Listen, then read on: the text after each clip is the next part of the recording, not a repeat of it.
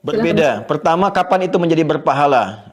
Ukurannya adalah hadis pertama di Al-Bukhari, riwayat Umar bin Khattab radhiyallahu taala anhu, qala Rasulullah sallallahu alaihi wasallam, innamal a'malu binniyat wa innama likulli imrin ma nawa. Faman kanat hijratuhu ila Allah wa rasulihi fa hijratuhu ila Allah wa rasulihi, wa man kanat hijratuhu lidunya yusibuha aw imra'atin yankihuha fa hijratuhu ila ma hajara ilaihi, rawahul Bukhari. Kan?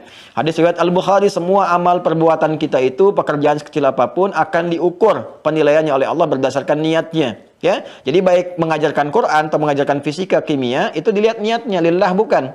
Ya, kalau lidunya dapat dunia, ngajar Quran karena mendapatkan pengen dapat gaji. Jadi guru TPQ karena ingin dibayar, itu dapat bayaran, pahalanya nggak ada. Jelas ya? Sama dengan orang sholat, niatnya ria. Ada. Ya, fawailul lil musallin, celaka orang sholat. Siapa yang celaka itu? Jangan dipotong. Nanti kalau begini semua orang nggak mau sholat karena celaka. Kan? Belum selesai ayatnya. Ya, jangan seperti orang liberal motong-motong ayat tuh, ya. Jadi celaka gitu. Fawailul lil musallin alladzina hum an salatihim sahun, yang lalai dalam salat. Kenapa lalai? Alladzina hum yuraun, karena ria. Ria, imam tuh pahalanya banyak. Imam yang ria gugur pahala.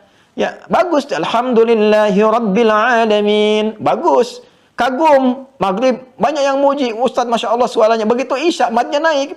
Ya, ada likunya. Alhamdulillahi rabbil alamin. Karena ingin didengar. Itu hilang pahala tuh. Ya, infak juga sama. Infak bisa habis pahala. Itu kan ibadah infak itu. Tapi ketika infak ingin dilihat orang, ya, Masya Allah, di Latinos misalnya pengen infak untuk pembangunan 1 miliar, tapi bikin spanduk umumkan saat Jumat dari Sabang sampai Merauke, hilang pahalanya. Al-Baqarah 264, ya ayyuhalladzina amanu la tubtilu shadaqatikum bil manni wal adza kalladzi yunfiqu malahu ria'an nas. Seperti orang infak yang ria, ya kan? Jadi ukurannya keikhlasan dulu di situ. Niatnya untuk ibadah, benar untuk ibadah. Anda ngajar fisika, ngajar kimia, diniatkan sebagai ibadah supaya orang ini pintar, dengan pintar nanti bisa sumbangsi dalam keislaman, dalam hal ibadah atau membimbing masyarakat pada jalan yang benar. Ada pahalanya di situ. Ada pahalanya, ya. Dengan atau matematika kuat, fisika kuat, kan itu ada membantu juga kepada keilmuan syariat. Bagaimana menentukan misalnya 2 kulah air yang suci. 2 kulah itu berapa kalau nggak tahu volumenya? Ukurannya kan matematika di situ. Ya, Anda mau mikot nih haji lewat pesawat, ya. Mikotnya kapan tuh? Kan ada ukuran tempat dan waktu bersamaan. Kecepatan pesawat berapa? Kalau nggak bisa ngukur gimana?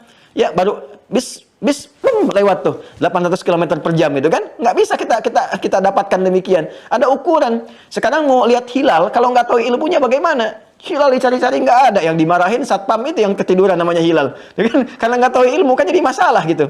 Ya, jadi di sini kita harus ada dasar-dasar yang memang diniatkan dengan baik. Di situ ada pahala. Cuma pahala belajar ilmu umum dengan ilmu agama tentu berbeda. Karena agama kaitan langsung dengan pembekalan rohani dan tuntunan dalam kehidupan. Lebih tinggi nilainya di situ. Kayak ngajarin Quran. Quran itu bacanya 1 hurufnya misalnya 10 kebaikan. At-Tirmidzi nomor hadis 2910, man qara'a harfan min kitabillahi falahu asyru hasanat. Siapa yang membaca 1 huruf dari kitab Allah dapat 10 kebaikan. Walam aqul alif lam mim harfun, walakin alifun harfun, lamun harfun, mimun harfun, wa likulli harfin asyru hasanat. Ya, dan tidak dikatakan alif lam mim itu 1 huruf, alifnya 1 huruf, lamnya 1 huruf, mimnya 1 huruf, setiap hurufnya 10 kebaikan. Ya, lalu dibacakan alif lam mim dapat 30, hitungan kita itu. Itu yang ngajarinnya dapat pahala yang sama tanpa dikurangi sedikit pun. Jadi begitu dibacakan dapat pahala langsung. Masya Allah itu, banyaknya luar biasa. Ya, maka saya sering katakan anak-anak kita kalau belajar Fatihah dalam sholat itu, Fatihahnya harus dari orang tuanya. Orang tuanya dulu. Setiap dia sholat, bapak ibu dapat pahalanya. Dapat pahalanya itu mengalir terus, Masya Allah. Ya kan? Tapi kalau dalam ilmu umum diajarkan, itu kalau niatnya ibadah, nanti berubah jadi hasanah. Hasanah itu perbuatan baik yang punya nilai pahala. Setiap diajarkan dapat poin 10. Poinnya disebut ajrun namanya. Ya, konsepsi hasanah dapat 10 ada di Quran surah ke-6 Al-An'am ayat 160. Man jaa'a bil hasanati falahu asyru amsalihha. Siapa yang mengerjakan perbuatan baik dengan niat mendapatkan ridha Allah, dapat 10 kebaikan. Anda mengajar supaya murid benar, nuntun pada kebaikan, ya, bisa ngukur, bikin masjid, bikin musholla, ngukur dengan benar, memperbaiki diri supaya ibadahnya lancar. Itu diajarkan dapat 10 poin. Jangan dihitung 1, 2, 3, 4, 5 begitu. Ukurannya di hadis Muslim, itu datang ke masjid saja, belum ngapa-ngapain dengan niat ibadah 25. Jarak 1 ke 2 500 tahun, 2 ke 3 500 tahun, tinggi ukurannya. Besar. Ya, karena itu kita sering berdoa supaya kegiatan kita semua menjadi hasanah di dunia dan di akhirat nampak hasanahnya, memasukkan kita ke dalam surganya Allah dengan lahum ajrun ghairu mamnun. Doanya ada di Quran surah kedua Al-Baqarah ayat 201. Wa minhum may yaqulu rabbana atina fid dunya hasanah wa fil akhirati hasanah wa qina adzabannar. Wallahu taala